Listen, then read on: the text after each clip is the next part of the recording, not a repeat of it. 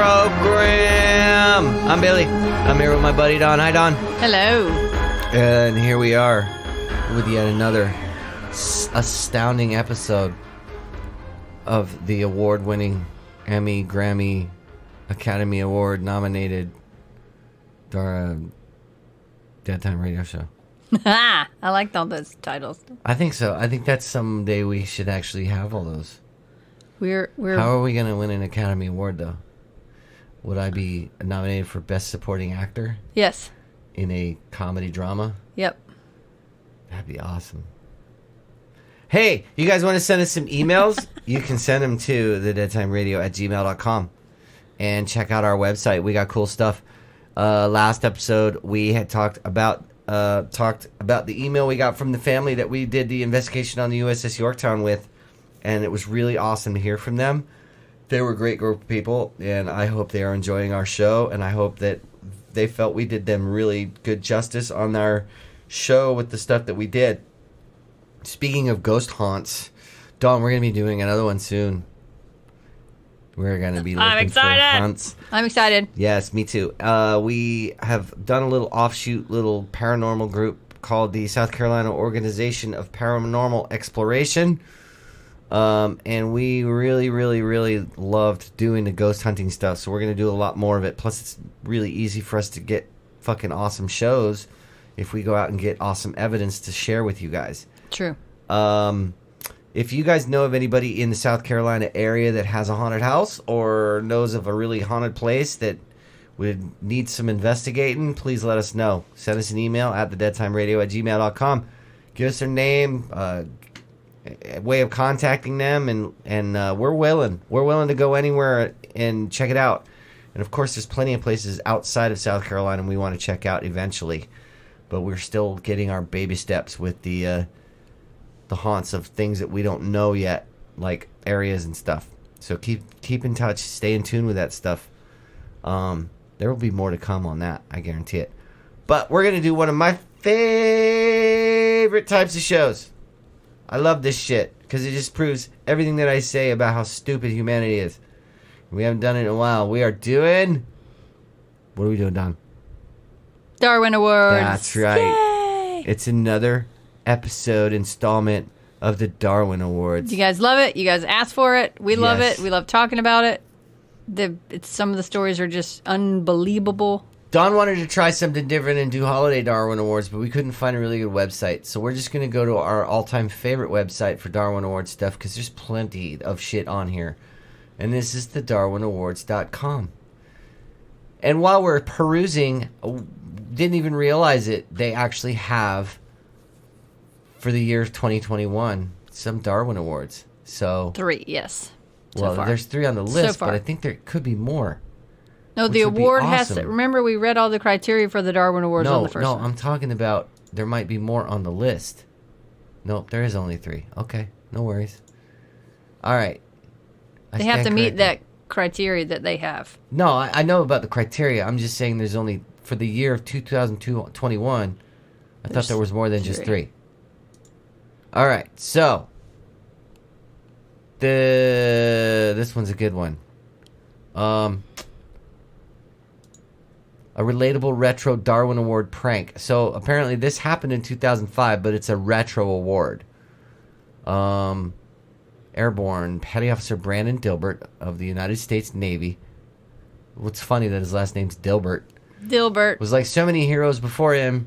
Lost his life while in service to his country and is officially honored with the full respect due to a fallen hero and literally fallen because the cause of death was supermanning out of a naval helicopter while performing a crazy stunt on the stern cargo ramp. Wow. Okay. Does anybody know what supermanning is?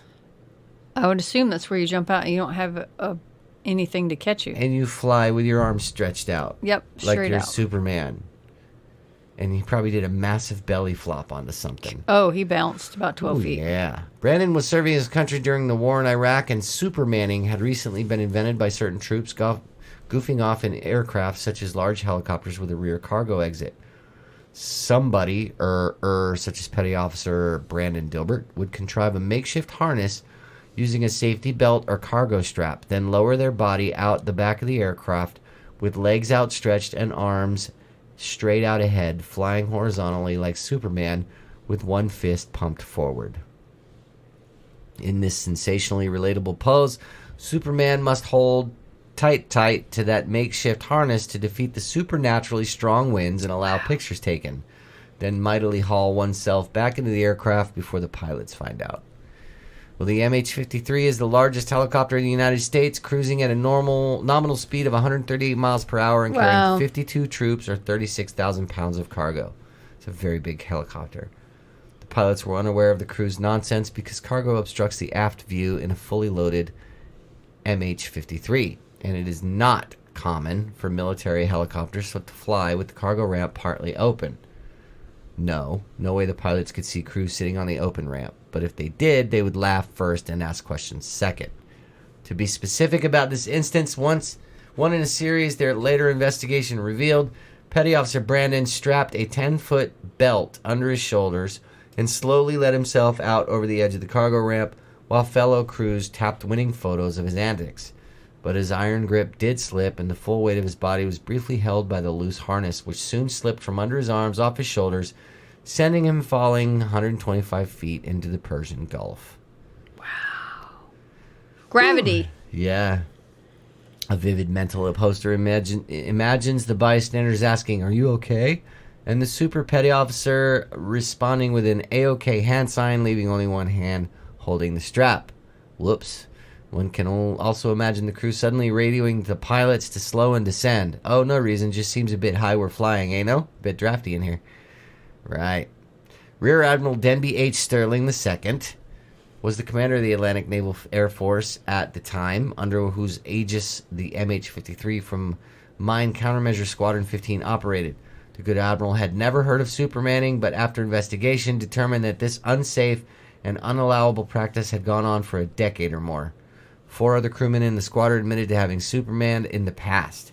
Heads then rolled, and many were stripped of their aircrew designations. Wow. Ironically, the petty officer's death was ruled as in the line of duty, and he joins the pantheon of American heroes who lost their lives during the Second Iraq War. Wow. That's so his family could probably get his pension. And probably, because it's not their fault he was a fucking idiot. Yeah.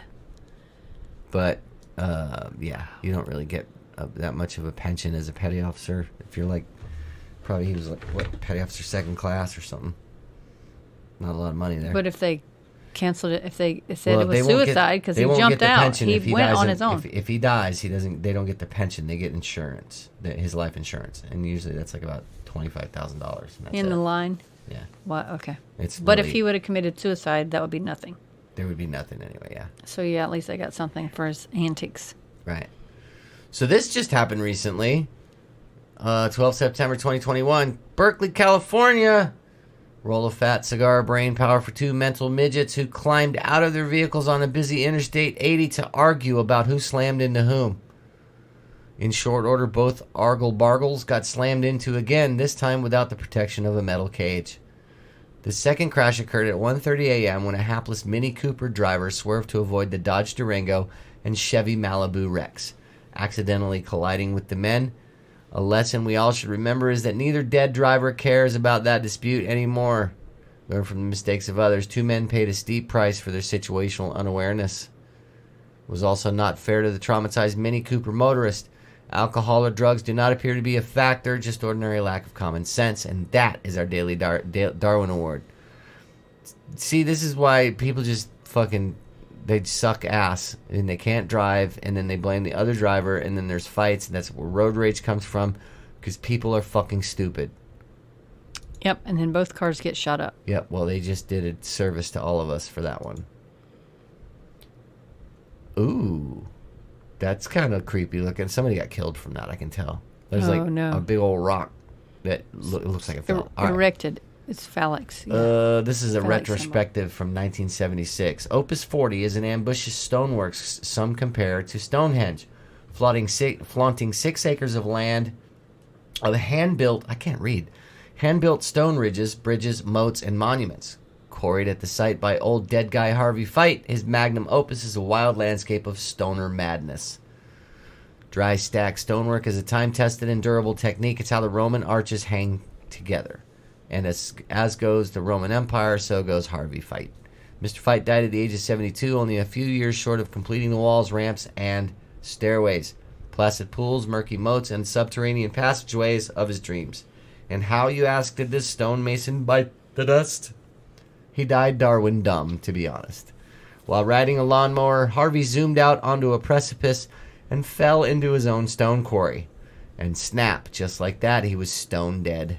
On the sunny side, this artist loved where he lived. Excuse me, and died where he loved. Surely his heart still resides in this amazing place. You know, that's a good way to go, I guess. He shot off the side like Thelma and Louise. Yeah. Fucking crazy. A riding lawnmower. Yep. I wonder if he was drunk. He probably was. Woohoo! Probably was. He probably thought he was going to do like a Dukes of Hazzard. Yeah. Yeah, exactly. I wonder if he was singing that when he was in the air. Who knows? Here's a Darwin Award from 2020. The Pinnacle of Stupidity is the name of this one. 28 October 2019, Japan. Hands are numb, but must operate smartphone, muttered 47-year-old Tetsu to his live stream audience as he skidded and stumbled up the snow-covered Shubashiri Trail of Mount Fuji. I wish I had brought heat packs, he lamented. And then he was heard to say, wait, I think I'm slipping. Oh, my. 62 miles west of Tokyo, iconic Mount Fuji is one of Japan's 3 holy mountains, a 12,389-foot volcanic summit visited by religious pilgrims, mountain climbers, and sightseers. The trek is cold and slippery even during the brief summer season, when amenity stations are staffed and available for the benefit of climbers. In the off-season, the stations are closed and mountain conditions are downright hostile and inhospitable. A winter climber needs the proper gear, climbing experience, and a booster pack of common sense. Tetsu, alas, lacked all three. Wearing street clothes suitable for a typical October day in Tokyo and carrying nothing more than a pair of climbing poles, Tetsu fired up his smartphone and proceeded up the Shubashiri Trail, which incidentally most climbers use only for descent. Live streaming for the Nico video sharing platform, he entitles his video, Let's Go to Snowy Mount Fuji. In hindsight, the title implies that Tetsu considered Snowy Mount Fuji as safe as a ski resort or Christmas tree farm. Viewers began tuning in, following his happy jaunt up the ash-covered trail. Ashes soon turned to snow, and then to deep snow. Tetsu's viewers were now being treated to a litany of complaints about cold, numb hands and a bitter lack of hot packs. Those watching might have started to feel a bit bad for Tetsu. Yeah, this was a very good time for him to turn back and resume a life of relative anonymity. A turning point, as it were, but the urge to continue, perhaps motivated by reluctance to disappoint his viewers, encouraged Tetsu to trudge further into obvious and imminent danger. This guy's not very bright. Well, he just needs views. Is it really that important? To some, obviously. I just don't understand. The things that you do for I don't get for it. Fame and notoriety on platforms nowadays. I just don't get it. Continuing social media commentary as he juggles climbing poles and smartphones in his frostbitten mitts, Tetsu demonstrates a classic case of misplaced priorities when he states that despite numb extremities, he must continue to operate his live stream. His viewers no doubt notice that the trail has suddenly become narrower. The protective fence has ended, and he is perilously close to the brink. He has now passed the point of no return. There's absolutely nothing his viewers could do except tune out in disbelief, or perhaps place wagers amongst themselves on his odds of returning intact. Oh, this place is slippery, getting dangerous, he belatedly notices. I'm trying to walk by the rocks. Yes, rocks. It's a steep downhill. Does his audience hear the reassuring sound of crampons gripping the ice as he continues past the end of the safety fence into uncertain territory? Of course not. He did not bring crampons. Crampons are things that you put on your feet that are like... You were waiting for me to say something, weren't you? Yes, that bite into the ice. I know what crampons are. Snow. I know what they are. I was trying to cut you off. Look, that side glance, like, Billy, that's not what you think it is. Crampons. You're a crampon. Don't put spikes in your hoo-ha. In your crampons. The slope at the point is 30 degrees, as anyone still watching could see, and his continued play-by-play march along an increasingly risky path, Tetsu frequently cautions himself against falling. Some of his viewers might have given him a wry chuckle at his sudden realization of what he had gotten himself into. His inappropriate footwear now begins failing him as he trips and stumbles on more than once. He asks himself whether he's on the right track. Viewers already know the answer. I'd like to read those comments. Oh my god, me too. If I knew how to read Japanese, I'd be looking for that shit. Right? Astonishingly close to the summit for an amateur winter hiker, Tetsu at last utters the anticlimactic words, "Wait, I'm slipping." Experienced Mount Fuji climbers say if you start slipping, you have one chance at self-arrest before it's too late. Even now, Tetsu might drop his phone and jab his climbing poles into the ground, but no. In an instant, it becomes apparent that his smartphone is the more intelligent one. Still live streaming away, Tetsu begins an uncontrolled slide down the rocky, snowy slope. Viewers are treated to a spectacle of feet flailing and poles tumbling free. A few seconds later, the phone footage abruptly stops. The final chilling image shows a climbing pole frozen in mid-flight. Nice. His viewers promptly alerted authorities. Well, that was nice of them. Nice. The 47-year-old's lifeless body was found the next day at an altitude of 9,800 feet. 1,000 meters away from where he began his fall, but for a little preparedness, the hero was lost. Gloves and crampons and a sprinkle sense was all Tetsu needed to create a spectacular live screen on the ascent of Japan's holy mountain. And he might have had another 47 years to relive and enjoy that experience. Watching the video, one can almost feel the mind-numbing cold Tetsu describes, but in the end, cold was not the culprit. Wow. There's a video there. Wow. Yep. If you want to watch it, it's on DarwinAwards.com. Yeah. Japanese hikers slip from top of mountain. Fucking crazy. You can watch the whole thing. What is wrong with people? Okay, I get you want to go out and be famous and do shit. Okay, cool. But think. You're going to a dangerous place. You know it's dangerous. You live there long enough to know all the different stories of people who got hurt on Mount Fuji. I mean, there's Facebook livers and YouTubers that climb into a fucking pit with the tiger. I mean, what do you... retarded.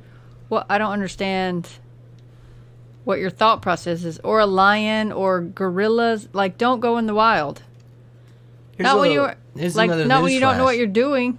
If it's October and there's snow on a mountain, that snow is not like half an inch thick. Mm-mm. That snow is deep. Yep. And that means there's ice underneath that snow. Correct. So if you step on it, it can slide. You ain't getting any traction. Yep.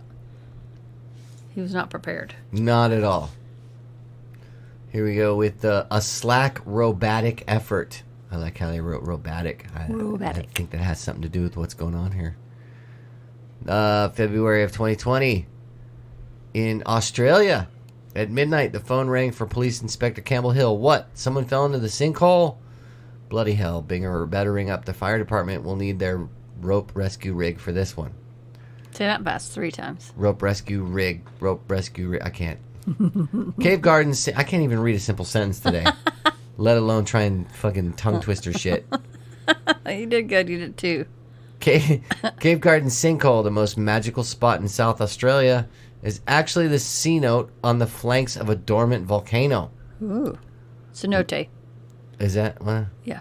Located at the heart of the city of Mount Gambier, beautiful vines and roses cascade down its steep walls, and a graceful waterfall adds to the natural beauty. A protective fence surrounds the sinkhole, and a lovely wrought iron platform extends over the precipice to offer a thrilling view of the cenote floor 100 feet below. If you watch Josh Gates, you would know that. He's been into a few cenotes. Josh Gates can blow me. He can blow me. He's swam in some beautiful cenotes. Yeah, I'm sure he has. Mm-hmm.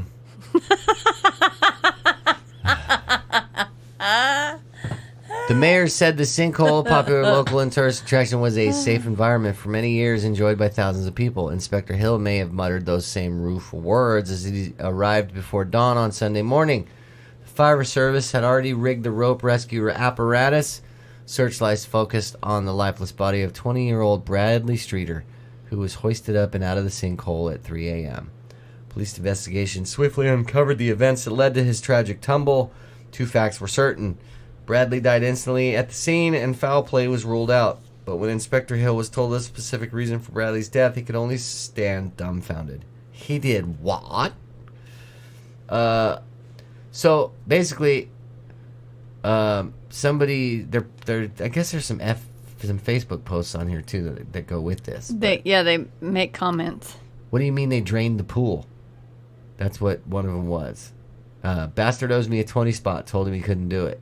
So it sounds to me like he's saying to his friends, "Bet I can jump down on the bottom." Bet I can swim. Yep. Bet I can jump. Right. Yep.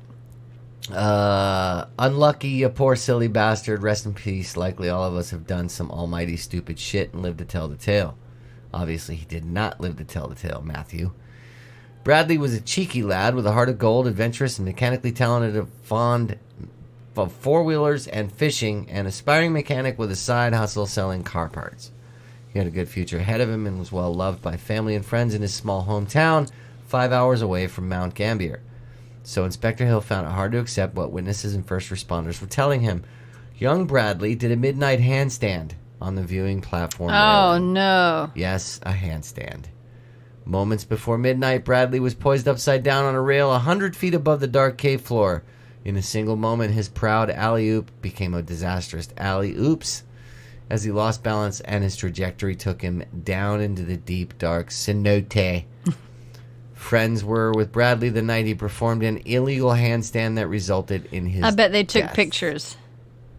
I bet they probably did. So there's been people that have done that for like Instagram and stuff on cruise ships. Handstands. Well, if this picture to the right shows anything about it, it's like a big circular you're looking platform down into the cenote. Wow. It's usually filled with water. Yeah. Fucking moron. So that one must not have been filled with water. Totally deserved that award. Jesus. So his last moments were a beautiful handstand. Yeah, I guess. And then gravity. Pilot Patrick's in-flight shower. Well, that sounds good. What? 14 October 2015 in Montana. United States is a sizable chunk of continental crust, yet people do purchase planes on the opposite coast because flying home is easy compared to driving. Just hop airports, refueling at each hop until you arrive at your home airport. Pilot Patrick, 52, was up to the task of hopping his new plane home. Licensed to fly commercial aircraft, Patrick had 10,000 hours of flight time and an instructor certificate. But during the first two takeoff climbs, aviation fuel, 100 octane gas, had entered the cockpit and sloshed around his feet. Oh, no. At the third airport in Missoula, the pilot called a mechanic familiar with the airplane and discussed the issue of the fuel leakage. The pilot told this mechanic that he had someone inspect the fuel system. They didn't find anything wrong. The mechanic, however, wasn't buying it. Reasonably enough, he or she recommended not flying until the issue of fuel venting problem was resolved. But did the pilot listen? Sometimes familiarity breeds contempt. This experienced pilot overruled the mechanic's recommendation and said he would fly the plane anyway. But as a concession to safety, he would fly with the electrical system offline. This is referred to as flying in the dark with no instruments. Patrick's decision is especially baffling because the aircraft was newly purchased and its trustworthiness not yet established. I can already see where this is going. Wow. To put the situation in plain English, during every takeoff, the cockpit got a shower of aviation fuel. Yet Patrick had to ask if that was bad. Told in no uncertain terms to stop flying the aircraft, his response was essentially, "I got this." And that chap who supposedly checked the fuel system invented a ruse to convince the mechanic all is well. Subsequently, the aircraft took off from Missoula International Airport, but made a sudden swift turn and crashed, exploding into a fireball. The National Transportation and Safety Board report states the pilot was likely distracted by fuel entering the cockpit and failed to maintain adequate airspeed as he returned to the airport to rectify the fuel problem, resulting in an aerodynamic stall and spin. Wow. Full of experience, empty of common sense, Darwin Award winner for good and sufficient cause, Pilot Patrick. We salute you. Wow. That's like the Missouri version of Hold My Beer. Right? No, Missoula's in Montana. Missoula. Yeah. Oh. Somebody from my neck of the woods. Maine Man, boffed by booby trap. in the Maine accent. 28 November 2019, Ronald Sia, 65, was shot dead on Thanksgiving evening in the rural town of Van Buren. Upon investigation, it was determined that the shooter was none other than Ronald Sia himself. Oof. To protect his family jewelry, this Maine Coon decided on a do-it-yourself approach, recalling his childhood when a loose tooth was tied to a doorknob, and he was told by Papa, "When I slam this door, that tooth will shoot out of your mouth like a bullet." Our man rigged a handgun trigger to pull when the door was open by unauthorized personnel, Natch. This and other booby traps were installed about the property with the confidence of an idiot savant. Imagine the harm that could befall an unwitting visitor to this Maine home on the Canada border. Thankfully, no harm came to random passers-by, because it was the homeowner himself who accidentally triggered the discharge on the jury-rigged home protection bullet that ended his life. Wow. Darwin Award winner number 932, we salute you. Yeah, what a shot himself with his own idiot. booby trap. That was like the guy with the car. Remember the other Darwin Award where the guy had his own? He had like an electrical fence around his own car, and he killed himself. And that guy's wicked retarded, is what he is. Yep. So there you go. That was awesome. Read by a Mainer for a Mainer. 2 Texans die trying. 2019, 24 May, Louisiana. Like ill-fated Madame Curie, may their experiment be a warning to you, my friend. South of Lake Charles, Black Bayou Drawbridge was closed to cars and open to boats. I can already see where this is fucking going. This was also Dukes of Hazzard. Yeah. Evidently, this was an irresistible Friday night challenge to Texas Man and Texas Man 1 and Texas Man 2. Yep. The Chevy Cruze. Oh my God, a Chevy Shoot Cruze? the gap. Isn't that thing like one of those hybrid cars? Like, isn't that the Chevy version of the Prius? I don't know.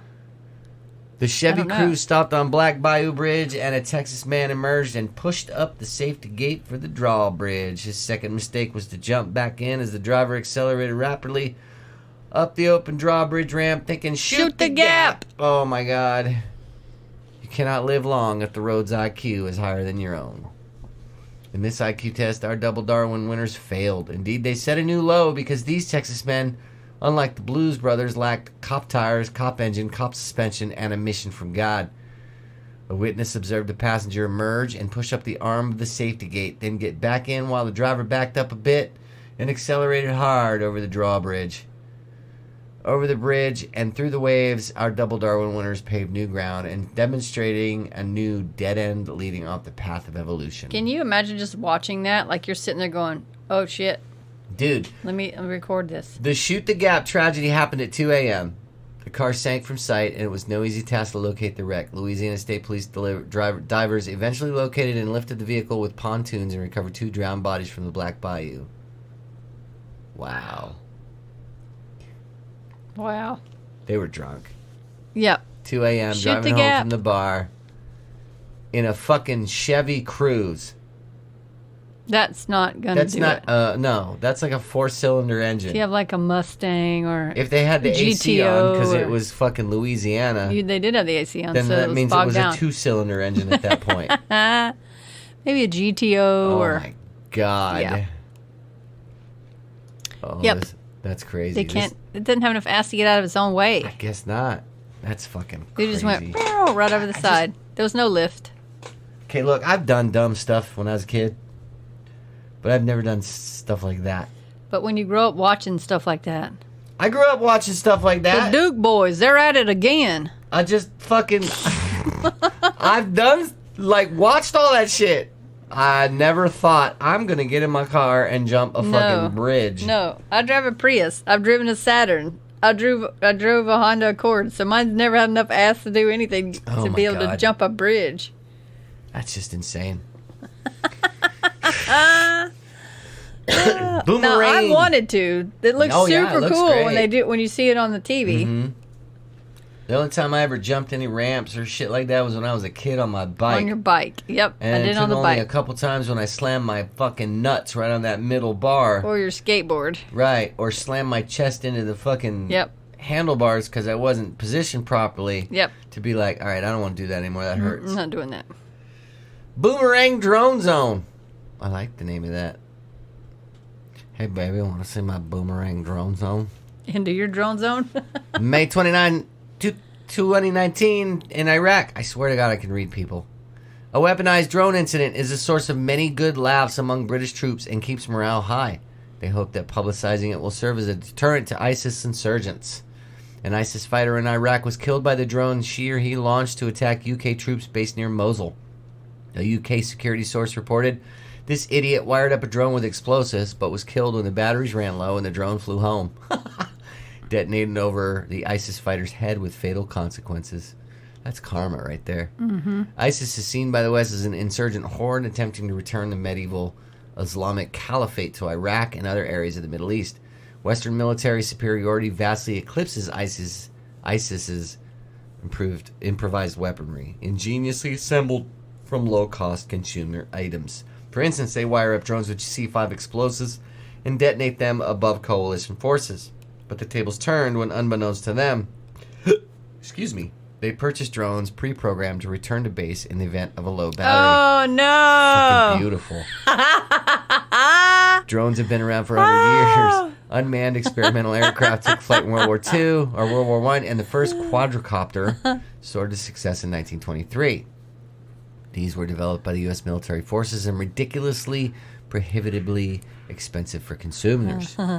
Miniaturization technology evolved and lowered the pony ante to an attractive consumer price. In early 2000, ordinary people were lofting the drones to capture impressive and monumentally spectacular photos from angles hitherto unattainable. How exciting it was to soar like a bird. Drones now range from palm-sized to beefy models with big payloads and advanced maneuverability. Sadly, hobby drones are often lost, crashing in an inaccessible crevice due to low batteries, such a downer. Drone users become sorrowful about losing their precious, and in response, manufacturers up their offerings to include a back-to-base safety feature. Wow. Yeah. Good for him. Good for him. At least he got an award in life. Fucking idiot. He blew himself up. I'm going to kill the infidel. You might have wanted to charge that battery a little bit longer. Make sure your battery's bigger power than that, you stupid fucker. April 2019 in South Africa. Rhino poacher killed by elephant and eaten by lions. This sounds like a glorious one. I'm going to be excited about this one. It makes a funny headline, but it's no laughing matter. Oh, yes, it is. I disagree, sir. The elephant trampled and lion digested poacher had illegally crept into a national park with murder in mind. For there's money to be made from a rhino's horn, and therefore poachers hunt and kill these big, beautiful beasties.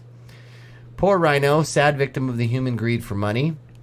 Some rhinoceros species suffered recent extinctions, and all species are endangered. Trashing our irreplaceable planetary home is a Darwin Award in the making for doomed mankind. Stupid sapiens.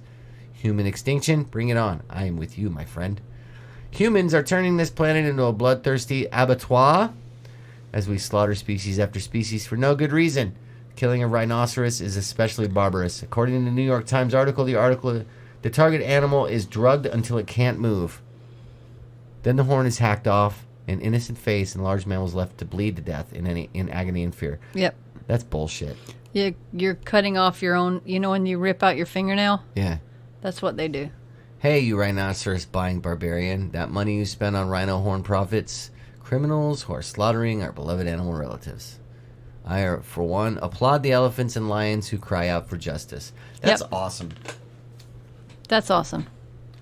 I love that story. That's fucking nature right there, dude. Elephant's like, I'll crush him, you eat him. I'm not eating that. And elephants are smarter than they look. Oh, man, they're so smart. And they remember everything. Mm-hmm. I agree. This is an Instagram. Nice. Darwin Award. Nice. The missionary position. What? I like it already. What? That's what it says. I know, I see it. You thought I was going to say something nasty. Well, you said it in the tone. Well, I just was reading the little title. Well, everyone knows much. your tone by now. Do they? Yes. yes, they do.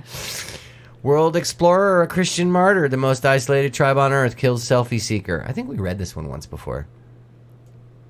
14 November 2018, Andaman Islands, India. No, this is the one I told you about. Oh, okay, yeah. We haven't read this one. No. John Allen Chao, a self-proclaimed world explorer inspired by Livingstone and Jesus, was killed by the very tribe of natives he was offering eternal life. Yes, According he did. to the BBC in Delhi, Chao bribed 6 fishermen to ferry him off to the off-limits island so he could offer the Sentinelese tribe's gifts of scissors, a soccer ball, and Jesus.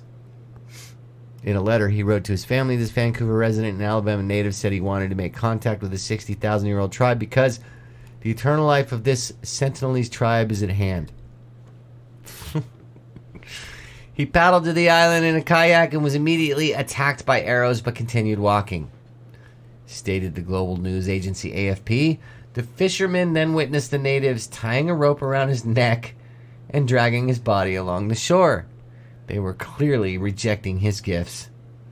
The tribe, the most isolated on Earth, has taken a well-documented zero-tolerance approach to visitors since a British occupation almost wiped them out during the 1800s. I don't blame them.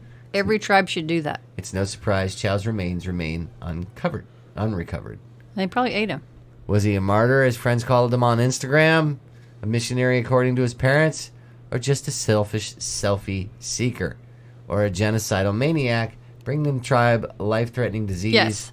As his Bible quote from Revelation 7 indicates, he said he wanted to see them around the throne of God, worshiping in their own language, as Revelation 7, 9, 10 states. We'll never truly know the answer since the tribe doesn't seem to have updated their social media accounts in quite some time. Yeah, you don't know how many diseases or germs that you're carrying.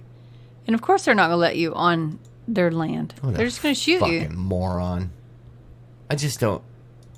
I don't know, man. Like, you think you're holier than thou, and you're going to bring Jesus to a tribe that doesn't even speak your language. Mm-hmm. Yeah, they're just going to shoot you and ask questions later. Fucking morons. Wrap the rope around your neck, drag you up and down their beach. Yeah. Yeah. Hope you enjoyed that. Hope you enjoyed. They're washing your sins away. Up your butt and through your mouth so you're a spit on a fucking open flame. That's going to be you some probably good. Fed a family of about 10 with I don't your know fat if they would. head alone. Well, I said they would probably eat them, but I don't know if they would because of diseases. Well, you cook diseases out. I mean, Do they know that? Cook out trick. I'm sure they probably do. They've been around 60,000 years. That's true. They probably know shit we don't about how to Yeah, prepare of rotten course they food. do. You know what I mean? Yeah. They probably know all that shit. How to store it, what to do with it, yeah. 3 September 2018 in New Zealand. Sometimes the fastest method results in the deadliest outcome. The tale of Howard Miller, 39, professional welder and Darwin Award winner, illustrates the pitfalls of ignoring high school chemistry with a time-saving invention. Always helpful, Miller spent his last moments helping a friend weld an exhaust pipe onto a classic Holden Kingswood sedan. He arrived at the garage shed with an experimental welding kit, an LPG bottle similar to a propane tank, in which he had mixed both components. It's not similar, it is a propane tank. In which he had mixed both components that make up acetylene welding gas. Acetylene and oxygen. He created a bomb. Okay, so did it already have propane in it? And he just... Okay. Now the last detail should send a shiver down any welder's spine. Professional welders know that these components are kept in separate tanks because when combined, they burn hot enough to cut metal. A tank of mixed acetylene oxygen plus no flow regulator is an accident waiting to happen. Like a scene from Breaking Bad, Mr. Miller had unwittingly constructed a lethal explosive. Once Miller unveiled his jury-rigged device, his friend recognized this dangerous equation and repeatedly warned that it was crazy. Finally, he hightailed it out of the shed while Miller, undeterred by a bit of panic, attached a torch head straight into the bottle and lit the welding tip. Wow. Sans regulator, the flame crept back into the bottle and the inevitable explosion flattened the shed, which also contained about 20 liters of paint, thinner, and gasoline. That was beautiful. The force of the explosion was so intense it shattered the windows of neighboring properties. Yep. Needless to say, the friend is in need of a new car. The cacophonous of the cacophony, just the sheer wave that it sent out as the explosion The deceased winner, a gentle and generous man, would surely be grateful to know that no one else was hurt in the fracas. And as a consolation prize, this tragic experiment will benefit others by demonstrating a potential consequence of skipping chemistry class. Don't do it. What? Don't do it. Oh, fuck. Wow. It's lucky nobody else was killed. Right? He could have killed quite a few people with that. Yes, he could. Focus on the bear. 5 May 2018 in Odisha, India. Driving home from a wedding, Prabhu Bhattara idled the car on the roadside to relieve himself in the woods. From a squatting position, he spied an injured bear, so he wasn't going out to pee. He was going to poop because he was squatting. Men don't squat when they pee. You're right. He spied an injured bear, but instead of calling the authorities to help the bear, he opted to get a selfie with the distressed animal. Wow. Meanwhile, instead of intervening, the passengers in his car pulled out their mobile phones and filmed the carnage. As he neared the bear, the passengers advised him against his plan. Mr. Bhattara, however, was determined to fulfill his selfie mission. Once he was within reaching distance, though, the bear was not as injured as it seemed, or it was just having a bad hair day, and lunged forward, pinning Mr. Bhattara to the ground, killing him on the spot. According to Forest Ranger Dhanarjaya Mohapatra, then perhaps disgusted at this epic display of Homo sapien apathy, a stray dog joined the fray in an attempt to save the man and tried to fight off the bear. The bear, however, seemed to believe that the world had only one too many selfie-seeking humans and finished off poor Mr. Bhattara. According to media reports, once the body was retrieved, forest officials treated the bear for its injuries. The dog, although probably still disgusted, was unharmed. That's fucking awesome. Dogs are sweet. Dogs are sweet. Except mine's a little fucking naughty today. Here's a holiday one. Dead on Valentine's Day. Yeah, I guess it is a holiday one. 14 February 2018 in Berlin, Germany. 19-year-old and his soon-to-be ex, walking along the beautiful Havel River, quarreling. Unable to win his conversational point, the frustrated man suddenly shoved the woman into the icy river, jumping in to push her under again and again. But she could swim. He could not. She swam safely to land and quickly recovered from hypothermia. He sank and lost consciousness in the 2 degrees Celsius waters, forever forgetting the quarrel, and was pulled out by the water police and transported to Charité Virchow Clinic in Berlin. The attacker fell into a carceral coma, and an arrest warrant was issued against him for attempted homicide for low motives. Ooh, I have to say this because it's in German. Versuchten heimtückische Mordes aus niederen Beweggründen. Nice. The crime was committed on December 19th, and the perpetrator died on February 14th. An ironic date, indeed, from irreversible brain damage. It sounds like he already had brain damage before the fucking assault. Usually no Darwin Award is granted when an innocent bystander is injured. In this case, we make a rare exception because the woman fully recovered and is perforce better off without this madman, while the diabolical and drowned deed doer was Darwinian dumb. Yes. What a dipshit. That's, again, instant karma. Yep. You want to be a fucking asshole and treat her like shit and think you're going to get away with pushing her in the fucking river, and she swam her ass out and you couldn't swim. You fucking heathen. She said, I wanted you to want to clean the kitchen. That's right. That's right. So he's like, fuck you. I'll push you in water. Why does he sound Russian? I don't know. It just came out. In Russia. We push you in water. Water pushes you. You clean. You clean kitchen. You clean No kitchen. one want to clean kitchen. I wanted you to want to clean the kitchen. I like the name of this one. Booze Cruise Loser. Booze Kind of Cruise reminds Lose. me of, you remember Strangers with Candy? No. It was on Comedy Central. Mm-mm. I was a loser, a boozer, and a user. No. That was fucking awesome. It was a great show. It was so weird. It was a weird show. 8 September 2018 in Massachusetts. Another part of my neck of the woods. Massachusetts. An evening booze cruise in Boston Harbor led to the death of a 21-year-old woman who was performing handstands on the railing of the ferry. That sounds like somebody from fucking Boston. Ordered to stand down from the rail by crew acrobatic Aaron DeBella, sneaked back up as soon as the crew turned their backs. He was performing a maneuver described as a type of vertical push-up when his hands faltered and he toppled overboard into the Boston Harbor. Perhaps he could not swim. The crew snapped into action, focused the spotlight on Aaron, tossed him a life preserver, leapt into the harbor, and swam to within 5 feet of the booze cruiser. Sadly, he sank before they could snag him. Coast Guard spokesperson Nicole Grohl said, "We launched all our assets upon receiving the report of a person overboard, but to little avail. His body was found by divers 3 hours later." Young men feel immortal. They show off their physical prowess with rousing confidence. Unfortunately, their human mortality is all too real. May this be a caution to others to rein in the confidence that leads to catastrophe. I've never heard that one before. I haven't either. There is a joke on here. There's a joke here about sperm and swimmers, but I can't find it. I can honestly fucking tell you, I would not have wasted all those resources on that dipshit. Nope. He was warned. He was warned. He did it. He went over. Stop doing it. He didn't stop. He paid the price. It makes you wonder if they just threw him a life preserver and watched him go under. No, I think he was just an asshole. Asshole. And it was like, I'm just going to fucking do what I want. Here's the funny thing. There should always be accountability for the shit you do. Yep. And I'm sorry if he's dead now, but if you would have stopped the first time they told you to stop, right, you would still be alive. Get down.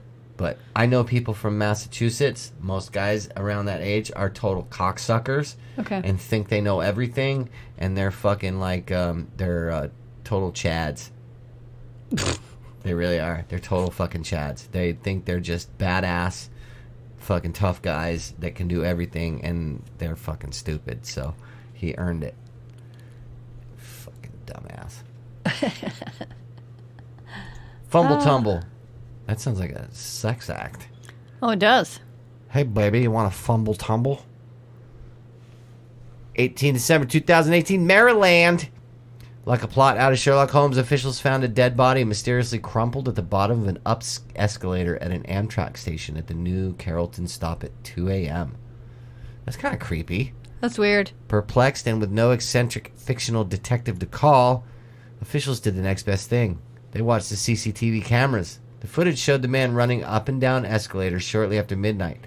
When he reached the top, no doubt out of breath, he lost his balance and tumbled backward, falling all the way down the moving stairs and hitting his head smartly at the bottom. The Darwin Awards editors love to run up the down escalator. Even more fun is running down the up escalator. Remember when Mom told you to stop horsing around on the escalators? Well, you do now. Pieces of clothing were found stuck in the escalator when news crews arrived on the scene. And fabric may have been the factor in the fumble.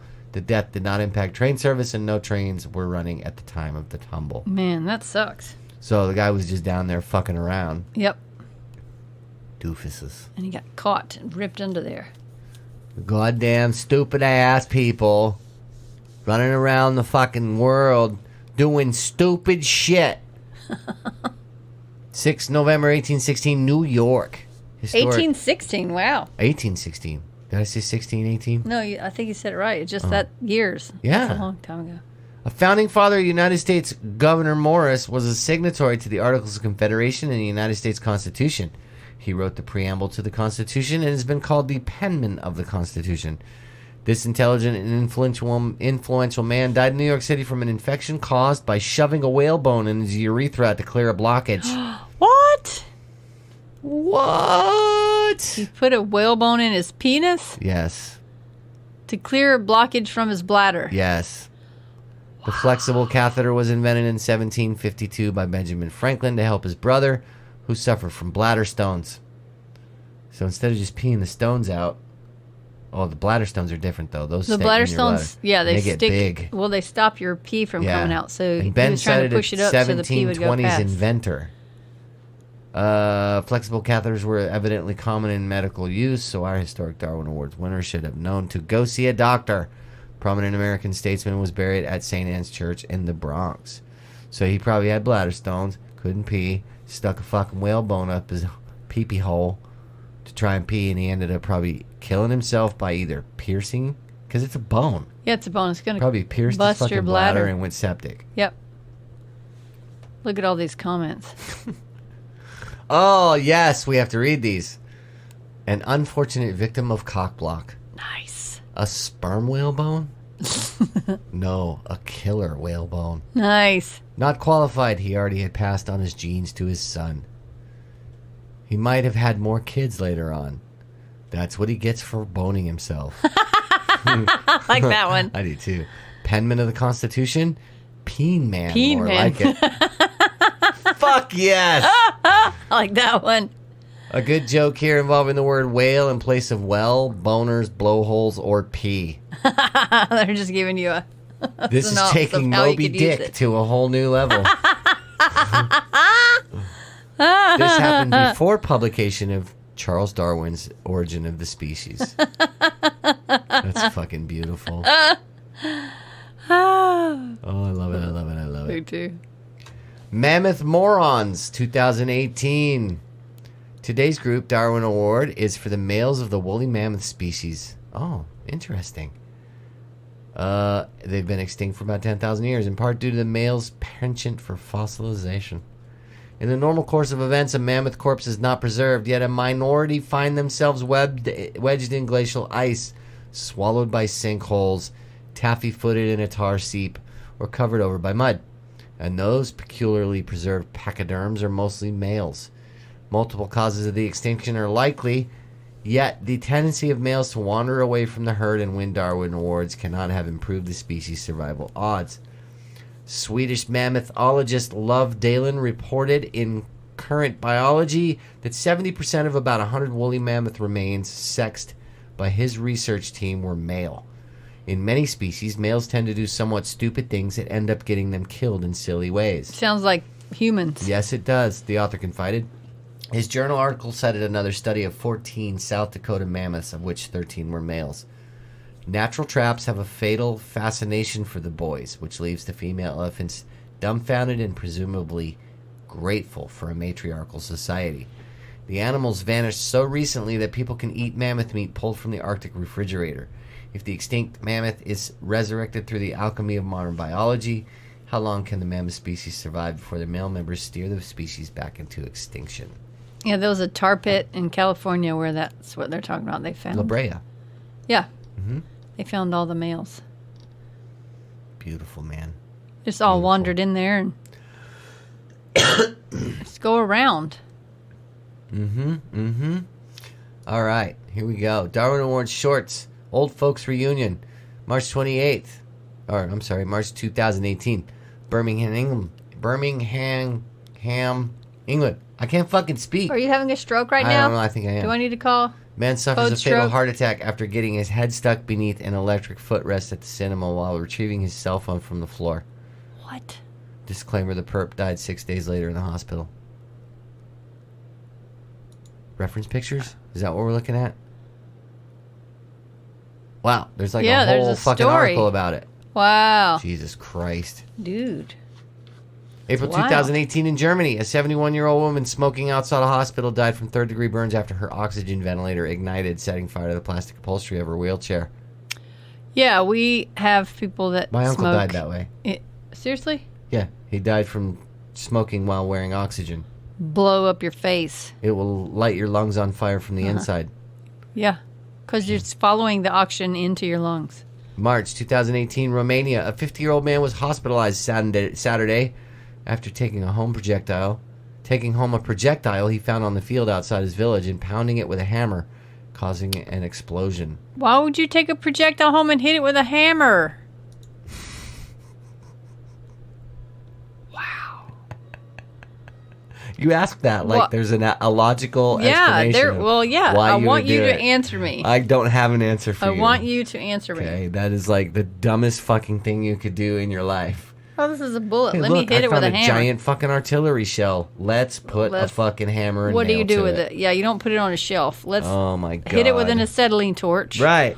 Or let's hit it with a hammer. Let's make our own acetylene torch. Acetylene and oxygen with no airflow regulator. And an artillery shell. In a fucking liquid propane gas container. Nice. And light the end of that fucking That sounds round. Beautiful. Fucking, we're there, dude. We're doing it this Christmas. We only got a couple weeks, right? man. July 2018, New South Wales, Australia. The ban on shopping bags has taken a terrible toll. A 58-year-old woman was run over by her Mazda CX-7 after she pulled over to check whether the grocery bags were in the trunk. The car, eventually not secured by the parking brake, ambled backwards along Ambleside Drive in Castle Hill and killed the wee woman. A little mistake, a mere bagatelle, caused such a tragedy. News reports failed to reveal whether shopping bags were, in fact, inside the vehicle. Why? Okay, that's got to be some severe case of OCD that you put your shopping bags in the trunk, and then you pull over to check to see if the shopping bags are in the trunk. Well, then when you pull over, you don't put it. It runs over you, but the bags are in the trunk. Now, here's a weird thing right here. Is that like going back home when you're not sure the stove's off or the door's locked? Yeah, probably. Wow. Remember the one that I read about the two people getting in an argument, and then the third car came and fucking hit them? This one's kind of weird because this is the 2018 one where they're talking about two people in Poland that it happened. And it wasn't a fucking American car, like a little American car, like not American, but one of those little fucking Coopers. Yeah. But a truck. A lorry. Big old truck. So now I'm wondering if that is really a true story or another one of those like urban legends. You know what I mean? The first one? Yeah. I don't know. June 9th, 2018, Czech Republic. Meteorology warning of storms and torrential rains did not deter 4 geocache seekers from climbing into an underground waterway in search of sunken treasure. I can already see where this is going. Wow. Lest you think them innocent of stupidity, take a look at this photo showing an entrance into the Maltolsky Brook Tunnel. Would you walk down that creek into that tunnel in a rainstorm? Nope. No, I'm not stupid. Nope. It looks like they're walking into a fucking sewer. Yep. If there's a rain, no drains. A gigantic wave in the underground channel caused havoc with their quest, washing 2 survivors all the way into the Vltava River near Prague. These fortunate seekers were unharmed, somehow saved from a tragic fate. However, 2 others were less fortunate in their folly. A 27-year-old female geocacher was discovered beneath the Jurassic Bridge, drowned and washed there by the flooded underground creek. An additional male member of their party was not yet been located. Complicating the search for the last man is the fact that there are no mobile signs or transmitters in the gigantic underground channel. They got washed out. Don't go spelunking in a rainstorm. Nope. Love you guys. Thanks for listening. Fucking love Darwin Awards. Probably one of my favorite things ever. Ditto. We want to thank you guys for listening. We want to wish you a happy Thanksgiving. Happy Thanksgiving. Give us an email at thedeadtimeradio@gmail.com. Visit the website, thedeadtimeradioshow.com. Tell us about some ghost stuff. Give us hints and tips on what you want to hear next. We'll talk to you soon. Love you.